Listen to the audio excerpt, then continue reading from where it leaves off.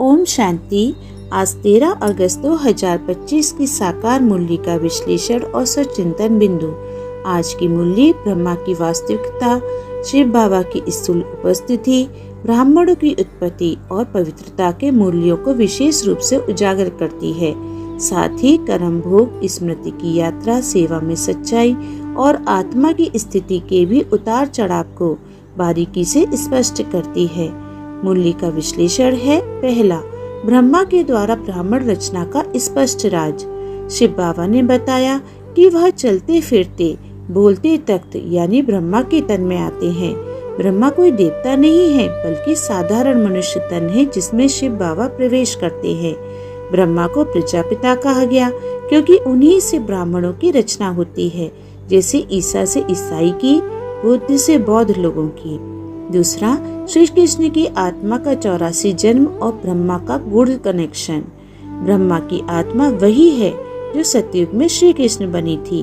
वही आत्मा 84 जन्मों के बाद अब इस समय साधारण शरीर में है और शिव बाबा का रथ बनी हुई है। यह स्पष्ट करता है कि ब्रह्मा कैसे श्री कृष्ण से संबंधित है और क्यों उन्हीं को विष्णु कहा जाता है। तीसरा, ज्ञान और योग, फर्क और फोकस। ज्ञान कभी कम ज्यादा नहीं होता, वह स्थिर रहता है, पर याद की यात्रा में ही उतार चढ़ाव आता है, कभी उमंग कभी शिथिलता। माया की पकड़ याद में ढीलेपन के कारण होती है, इसलिए याद ही मुख्य साधना है। यह बिंदु बताता है कि सफलता के लिए सिर्फ ज्ञान नहीं बल्कि निरंतर याद जरूरी है। चौथा, कर्म भोग और योग बल से निपटारा।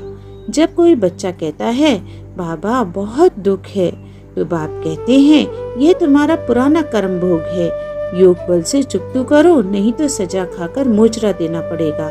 मोचरा का अर्थ है सजा खाकर पद लेना, जो अपमानजनक है।